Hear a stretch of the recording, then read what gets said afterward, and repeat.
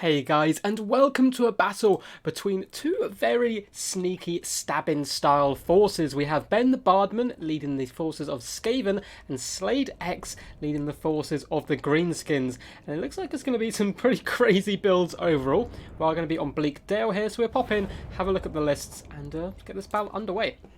So, Ben the Barman, a very capable Skaven warrior indeed, has some ridiculously good defensive work and can get aggressive as well. But in his front line here, we do have Skaven Slave Spears, so cheap and cheerful chaff, just going to soak up the damage, absorb as much as possible, and slow down the Greenskin tide. We also have Clan Rats in a secondary line. These guys are a tiny little bit tougher. Again, still pretty low tier, but they do a similar job as the Skaven Slaves, holding down the enemy for a little bit extra time while the rest of your army does the damage. Now, for the damage dealers here, we have triple Poison Wind Globadiers in the front line. A unit I haven't seen too much. We have the Death Globe Bombardiers right here. And these guys know they do magic damage, and they do a pretty decent armor-piercing missiles, anti-infantry, and all that good stuff. Looks like they've got all the standard usual bits and bobs, strength in number, wall of unholy sound as well, coming from this glorious grace here on top of his plague here. He's just having the time of his life up here. I love this model so much. And the Skaven aesthetic in general is just really pretty damn crazy. He's going to be bringing Vermintide, the dreaded 13th spell, Unholy Clamour, and Scorch, so all that good stuff. So overall, pretty damn solid build for the most part. Does have an assassin as well in his back pocket just to help protect that Gracer. He has one Hellpit Abomination and triple Rat Ogres. So certainly a build that can go tit for tat here with the Greenskins in the Monster Mash. We have some Warp Fire Throws as well to help clear out Night Goblins, which are very common pick now because of the Fanatics. So I really like this niche inclusion here of the Warp Fire Throwers. Now, for the forces of the Greenskins, we have an insane build coming in by Slade. So up on the high ground, we do have some Forest Goblin Spider Riders, and they're going to be assisting the Warlord Boys, as well as the 8-Peak Loonies. These guys, one of my favourite Regiment Round units in the game. Not only are they unbreakable, which is pretty damn crazy for 120 little gobbos, but of course they do come in with the Loons of the 8 Peaks. Very powerful Fanatics, and they'll be able to tear through a lot of the cheap chaff of the Skaven forces. But this is where the build really does get kind of crazy. So we have Snarsnick, and he is going to be the Lord today. So he's of course the Lord of the 8 Peaks, and he does bring Trixie Traps as an ability, which increases speed by 24%, gives Stalk and Unspotable to all nearby troops. You can see all of these guys were indeed in that mix, so all of this stuff right now is currently stalked. And in the battle line, we have River Trolls, a unit which is relatively new. I think considered by most not to be the most competitive, but you know, still pretty damn cool. They do come in with Overwhelming Odor, -6 melee attack here, and of course, like all trolls, they do have regeneration, but these ones also have Aquatic, so they can actually fight slightly better in this little low ground here, this little kind of swamp section, but it looks like the Skaven are kind of waiting for them to approach anyway. But it looks like we do have 5 units of these bad boys, including, I believe, the Swamp Fings, Regiment Renowned version, which do come in with Terror, which is actually really powerful. As you can see here, they also have Slimy Shanks and all that good stuff. So really fun build so far. We have triple Snotlim Pump Wagons as well, going to be pushing into that enemy battle line and just messing up as much as possible. These little goblins are going to be, you know, smoking some fungi, devouring those little balls in their hand here, and going ham into the enemy forces. We have a couple units of Savage Orcs as well. It looks like just the one and a unit of Orc Araboys.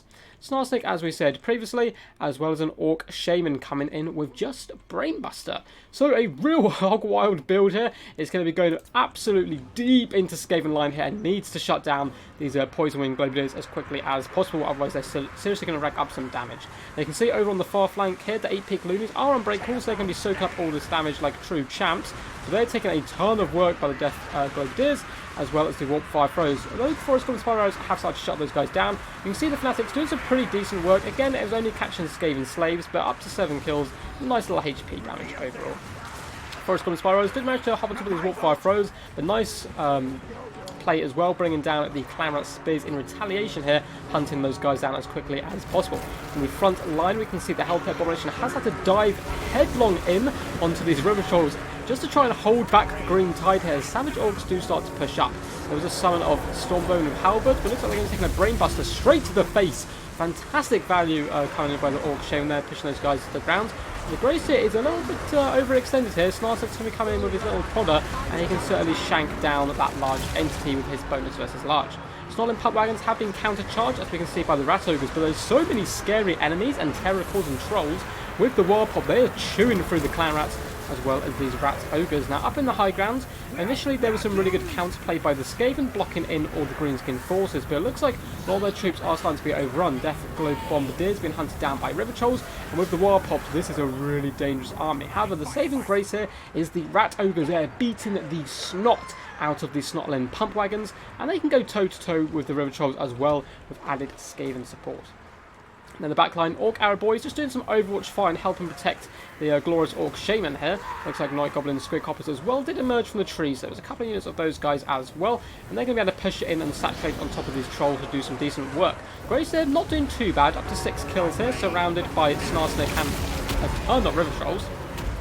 The Rival Hide Talisman, so it does give minus 14 melee attack, but going to be neutering the strength of all nearby troops. And this is the perfect opportunity for the Rat Ogres to come in and really punish these guys. Hellpit Abomination certainly wants to be in here, taking advantage of that current state of the Greenskin forces.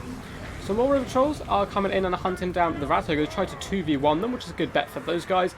And really nice diligent play coming in by Slade here, taking to Wall of Boys and using them to chase off all of these units of Skaven, getting some really fantastic value. He doesn't want these Poison Wing Globadiers coming back, they can be really nasty. So once again, Snotland Pump Wagons are going to be rolling through the trees, attempting to hunt those guys down, stopping them from reuniting with their forces. We do have Ishka's Triads as well, who currently look like they've just been in reserve the entire game, only up to 2 kills. These guys are fantastic models, I love the Electric Lightning.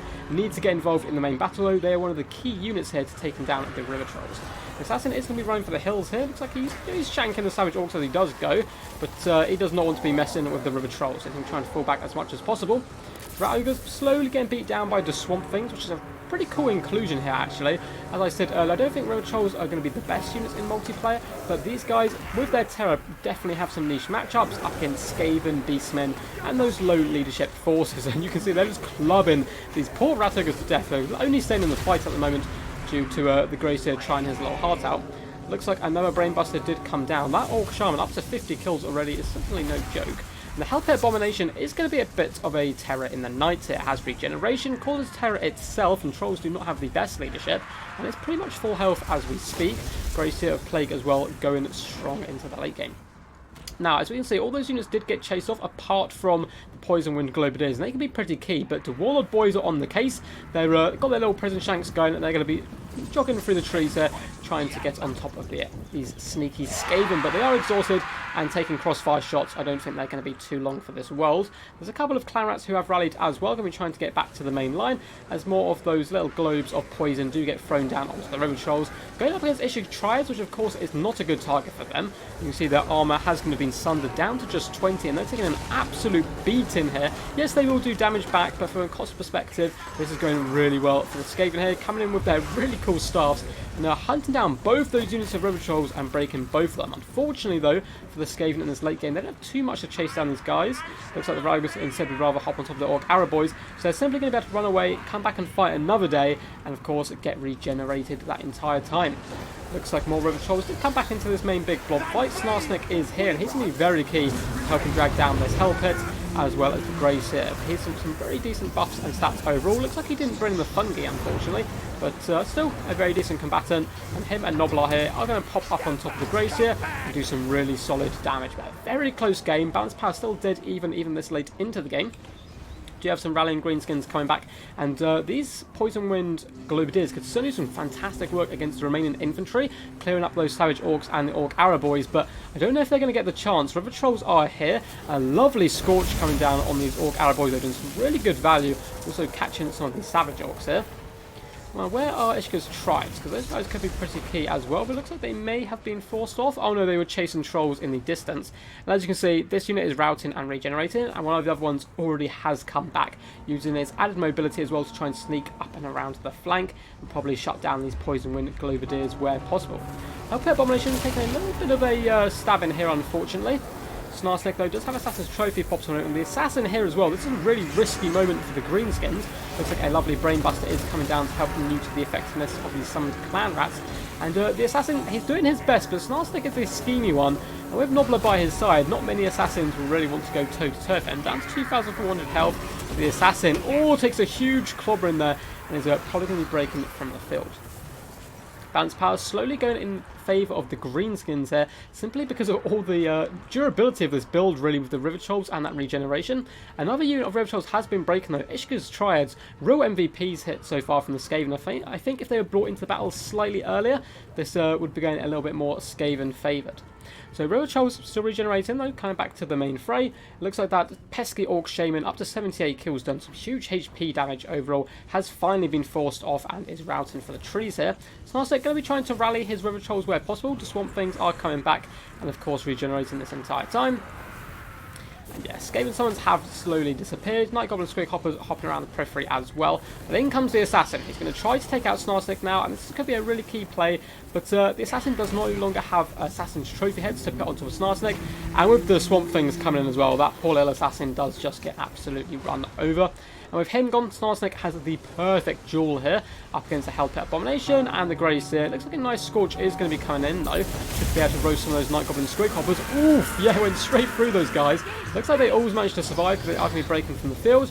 And Snarsnake going toe-to-toe with the Grey Seer here. But more River Trolls are here to support, as well as Ishka's Triads, though, and they're perfect counter here for this situation. River Trolls instantly start wavering, but so is the Grey Seer. He's so incredibly low at this point, down to just 108 health. And I don't think the Triads are going to be enough to save it here. Armor losses does set in here as the Grey Seer does finally get completely routed off the field. And that is going to be game to the Greenskins, a very valiant defeat. And what crazy build there coming in by the Greenskins, and very well played to both of these players. Let's go to the end stats here. So massive shout out to Ben the Barman for sending this replay in. And it's not often you see someone sending a replay, you know, where they've lost, but I certainly understand why. This was a crazy build coming in by Slade X, who's an old school kind of an OG of the Greenskin kind of forces. I love the Snarsnake with the Tricksy Traps leading this massive horde of River Trolls. Now, I still don't think they're super competitive despite how well they performed here, but they do have some niche applications, especially when there is swamps on the map, so Aquatic does come into play. But the Swamp Things are very impressed with them. Their terror certainly helps out overall. Stalin Pump Wagons was one of those units everyone's kind of theorised that at the beginning they were going to be really OP, but to be honest, I think this was a good use of them here. A few of them didn't get too much damage, and some of others did pretty good work overall, but I don't think they're crazy overpowered, or anything, maybe slightly too cheap. But yeah, really decent work across the build with a really fun build. As for Ben the Barman, despite the amount of River Trolls, Snotling Pump Wagons, and flanking forces there are, he managed to protect his backline for a considerable amount of time. He got overrun initially, but he got back on track with the Ishka's Triads, shut them down, and really managed to kind of pull the game back after that initial blitz coming in from the Greenskins, but it was just a little bit too late. But massive shout out to him there for almost managing to come back up against such a scary opponent as Mr. Slade X. And guys, hope you did enjoy. If you did, please do consider giving the video a big old thumbs up and a cheeky subscribe. We reached 600 subs today, which is very cool. So thank you all for your support so far, and let's crack on to 1,000. I suppose is going to be the next landmark here. If you do want to send in replays and see them have them on featured up on the channel, get involved in tournaments, King of the Hills, and just chat to a load of experienced and new players alike, feel free to join my Discord. There's a link just down below, and also I have a Patreon account, so if you do want to go down there and support the channel in any other way, feel free. And then guys, until next time, peace, and as always, stay awesome.